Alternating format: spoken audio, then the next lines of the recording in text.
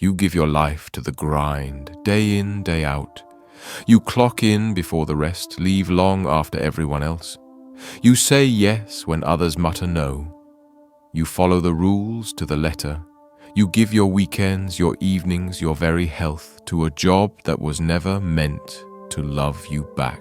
And all the while you carry the quiet belief that your effort will speak for itself, that your discipline will yield its due, that by being the reliable one, the moral one, the selfless one, something good will come. But then you watch. You watch as someone who bends the rules, skips the hard parts, flatters the right people, and fakes their way forward, rises ahead of you. You see them praised while your silence is mistaken for complacency. And suddenly you're left with that hollow ache, asking yourself, what did I do wrong? But that question is a trap, because maybe it's not you that's wrong. Maybe it's the story you were told. From the very beginning, they drilled it into you. Work hard, be good, stay humble, and eventually the system will reward you. That was the script. That was the deal. That was the myth. But what if it was never true? What if effort does not always equal outcome? What if the game is not malfunctioning, but functioning perfectly, just not for your benefit? Nietzsche, the razor-tongued philosopher who never feared a sacred cow, once ripped through this illusion like a blade through silk. To him, the glorification of self-sacrificing labor wasn't noble, it was a trap.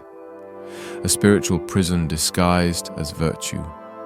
He called it slave morality, a system of belief born not from strength but from fear, from weakness, from control.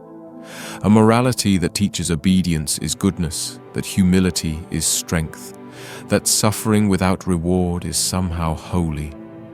But all it really does is keep the powerful in power and the obedient exactly where they are, beneath them. Because morality, as you were taught, is not objective. It's not universal. It's not a cosmic force rewarding the diligent and punishing the lazy. It is, more often than not, a tool crafted by those who already have power to keep those without it docile, compliant, dreaming of a prize that never arrives. You were taught to think that being good would lead to success. But success in this world is not the byproduct of goodness. It is the result of leverage, perception, influence, control. It's why the nurse who works double shifts and misses Christmas with her children makes less than a teenager on TikTok selling dreams and illusions. It's why a janitor who cleans floors that others walk on with disdain is more essential than a hedge fund manager, but infinitely more expendable in the eyes of the system. The nurse keeps people alive. The hedge fund manager moves capital. The system values the latter more. And that's not a glitch. That's the design. Because value is not determined by sweat or effort or sacrifice. It's determined by power, not power over machines or tools or physical space, but power over people, money, narratives. The ones who control those levers don't need to lift anything.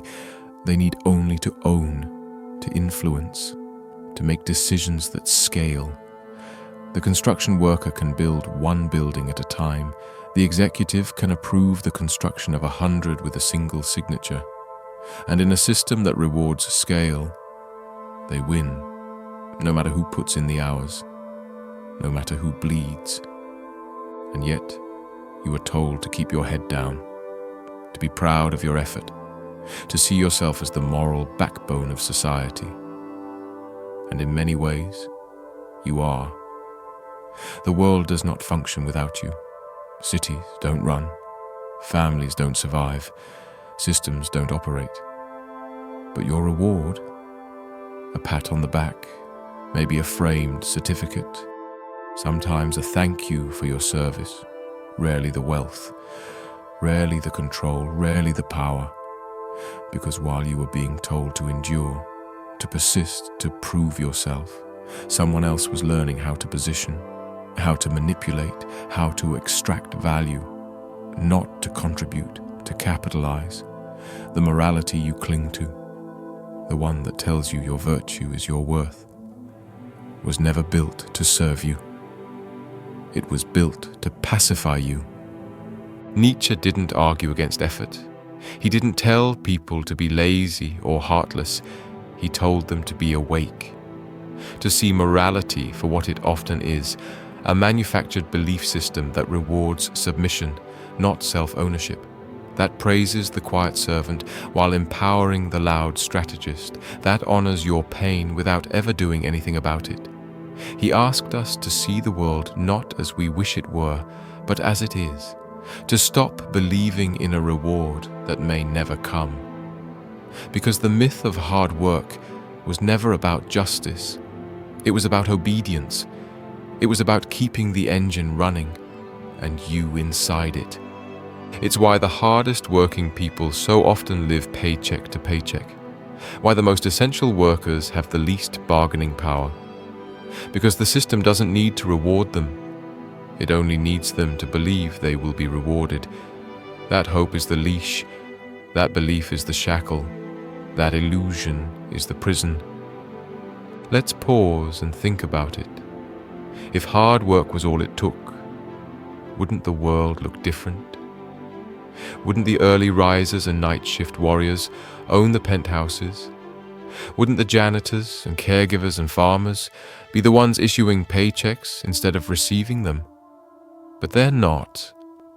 Because the world doesn't run on fairness, it runs on leverage. The truck driver delivers goods across states. The hedge fund manager moves money across continents.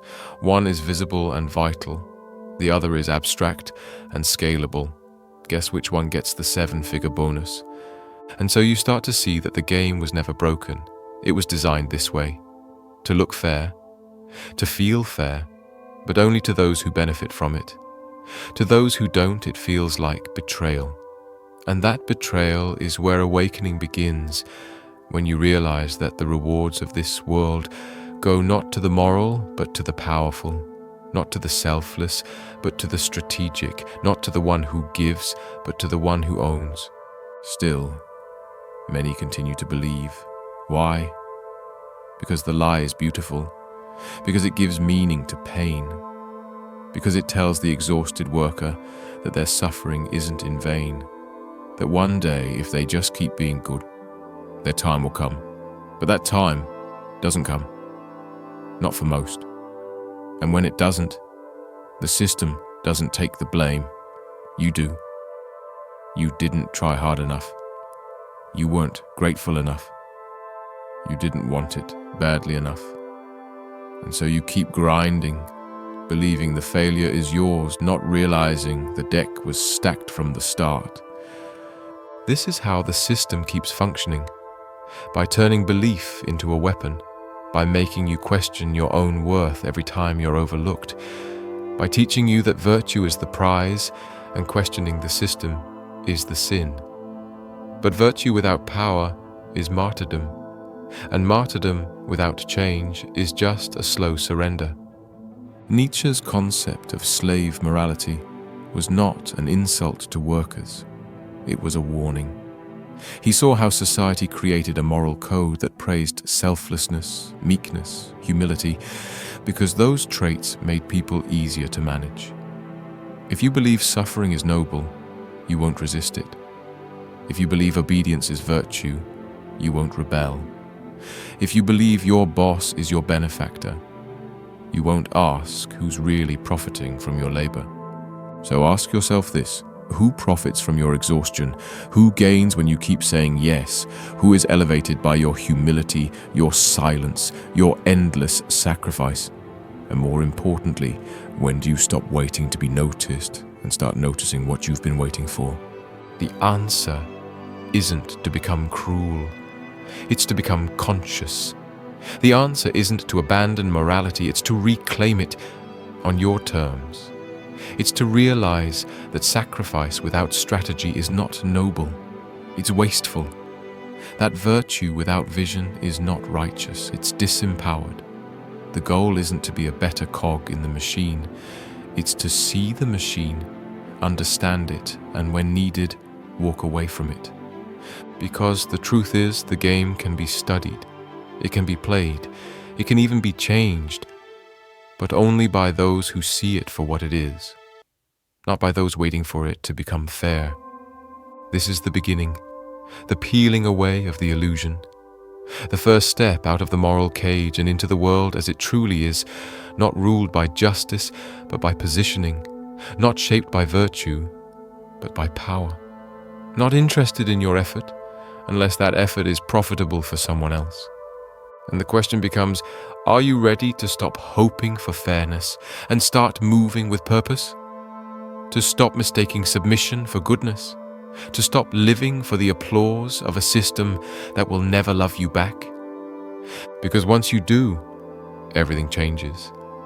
And in part 2, we'll follow that change into the new mindset, the new morality, and the new power you begin to claim. Once you've seen the lie for what it is, once the veil of moral labor begins to lift and the system reveals itself not as a broken machine, but a finely tuned engine running exactly as it was built to, for others, not for you. You can't unsee it. That clarity is both liberating and terrifying, because now you stand at the threshold of responsibility, no longer shielded by the comforting story that effort alone will save you. You're awake, and that awakening carries a cost. The cost is this: you can no longer live passively. You can no longer wait for permission to matter. You can no longer give your energy to systems that reward your silence while feeding off your sweat. You don't have to burn it all down, but you do have to stop feeding it with your belief. The question that follows this awakening isn't simple. It's not how do I win or how do I escape. It's deeper, more demanding. It's how do I build something stronger, smarter, more sovereign without becoming what I despise? Because that's the trap that swallows the newly awakened. They confuse consciousness with cruelty. They mistake rejecting submission with embracing ruthlessness. But Nietzsche's call was not to become a monster in the name of power. It was to become the author of your own values. The overman, not a tyrant, but a creator, not a destroyer, but a transformer. A human being unbound from the inherited code of passive obedience, free to define purpose on their own terms. That doesn't mean abandoning morality. It means reimagining it. It means understanding that true virtue lies not in how much you sacrifice for a system, but in how bravely you build beyond it. That's the shift, from loyalty to legacy, from obedience to authorship. The system taught you to measure your worth in titles and praise, in gold stars and quiet suffering. But when you stop needing those markers, when you stop needing the system to see you, you begin to see yourself. You begin to operate on a level that no longer waits for fairness. You begin to move from strength, not validation.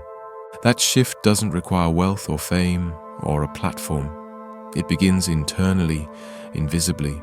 It begins when you stop chasing approval and start asking, what kind of life would I create if I stopped asking for permission to live it? It's not about being rebellious for its own sake. It's about recognizing that systems will always ask more of you than they give back, and that the only way to stop being consumed by them is to stop mistaking them for gods. Your job is not your identity.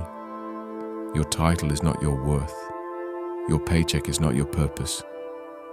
When you internalize that truth, you take your first step toward real freedom. Not freedom from responsibility, but freedom from illusion. This new way of thinking isn't easy. It's lonely at first, because those around you may still be asleep. They may still believe in the virtue of the grind. They may still look at your refusal to overextend yourself as laziness, your boundaries as arrogance, your ambition as rebellion. But that's only because they are still chained to the myth. They still believe virtue is earned through suffering. And they have not yet asked themselves who benefits from that suffering. You have. And that makes you dangerous. To the system, yes, but also to the story that once defined you. Dangerous in the best way. Because now you begin to build, not in defiance, but in clarity. You begin to study how influence works, not to manipulate, but to defend your vision. You begin to understand that kindness isn't weakness. It's strategy when applied with awareness. You stop saying yes to every request out of guilt. You say yes when it serves the mission. You say no without apology. You see that loyalty has a cost, and that cost must be paid by those who deserve it. You no longer give it freely to companies, to bosses, to institutions that see you as a function, not a force. And when you're ready, you take it further. You don't just step out of the system, you begin to reshape your relationship to it. Maybe that means launching something of your own, not just a business, but a vehicle for sovereignty. Maybe it means investing, not just money, but time and thought into assets that compound, that scale, that build something beyond a paycheck. Maybe it means learning to negotiate, not just for money, but for autonomy, for alignment, for purpose. Maybe it means mentoring others not to be good workers, but to be powerful thinkers. This is how change begins, not from above, but from within. One person choosing authorship over obedience, one person refusing to worship the grind, one person rewriting the map. But don't mistake this for a call to superiority. This isn't about standing above others. It's about refusing to kneel to a lie. You don't need to be cruel to be free. You don't need to destroy others to elevate yourself. In fact, the strongest thing you can do is move with integrity in a world that rewards deception. Not blind integrity, not the kind that lets itself be taken advantage of, but sharp, strategic, intentional integrity. The kind that knows its boundaries, the kind that chooses its battles, the kind that builds alliances instead of begging for access. That's the maturity that emerges when you realize you were never powerless. You were simply pointed in the wrong direction. Because when you stop waiting to be rescued by the system and start rescuing yourself, you stop working for survival and start working for vision. You stop asking, when will they see my worth? And start asking, why do I keep giving them the power to define it? You stop handing over your hours to people who see you as replaceable, and start using your energy to build something no one else can own.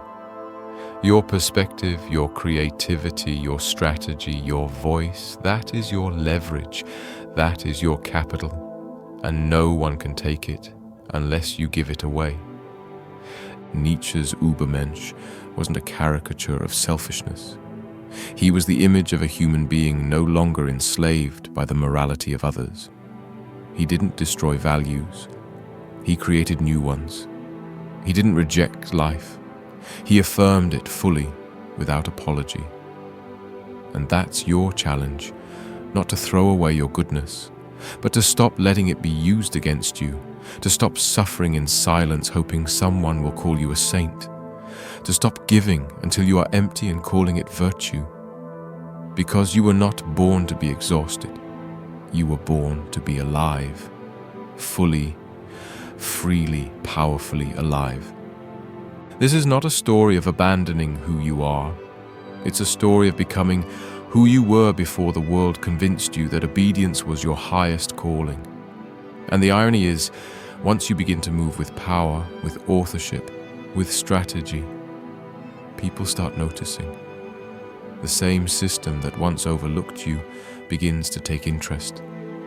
But by then, you've stopped caring. You've stopped waiting for permission, because you've already started writing the next chapter. You've started building something that doesn't depend on their approval. Your version of success, your code of ethics, your definition of impact. And here's the best part. Once you begin living this way, you become the proof that others can too. Your courage becomes contagious. Your refusal to shrink becomes permission for others to expand. Your clarity becomes a mirror for those still lost in the fog, not because you preach, but because you embody, not because you tell them what to do, but because your life is evidence that the game can be played differently and better. So what does that life look like? It looks like freedom from resentment. It looks like waking up with direction, not dread. It looks like knowing that every effort you make builds something for you, not just for someone else's profit. It looks like reclaiming time, like creating space for your ideas, like being able to say no without fear and yes without regret. It looks like work that feeds your purpose, not drains your spirit, like building something that outlasts you, not through obedience but through ownership. This is not about escaping hard work. It's about making sure your hard work serves something real, something worthy, something true. You still grind, but now you grind for growth, not just survival. You still hustle, but now it's for legacy, not for crumbs. You still strive, but now you strive with clarity, not blind hope. And in that shift, everything changes. So if you've made it this far, if you've read these words and felt something move inside you, that quiet recognition, that flicker of truth you've always sensed, then know this: you're not alone. You're not crazy. You're not broken. You're waking up, and awakening is always the first step. The next step is yours to take, not with rage, not with fear, but with precision, with vision, with the quiet, unstoppable power of someone who finally sees clearly, because you've been moral long enough. You've been loyal long enough. You've waited long enough. Now it's time to lead, not over others, but over yourself. Not into chaos, but into clarity. Not into comfort, but into freedom.